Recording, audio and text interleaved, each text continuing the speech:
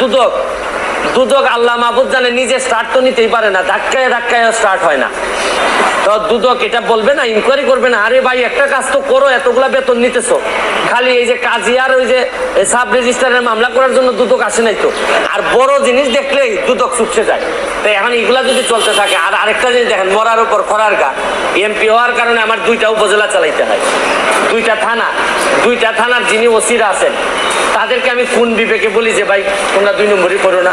এরা যদি বলে আমি, আপনি আমার চাকরি দিচ্ছেন, যারা আমার অফিসার তারা দেখছেন কি মাল বানাইতেছে, আর আপনি আমার এইসব করলে চলবে, তা আমি এদেরকেই কন্ট্রোল করবো কিভাবে? আবার এসপি সাহেব যদি বলে যে একটা ফোন কাইটা দেয়, আমি কি করব?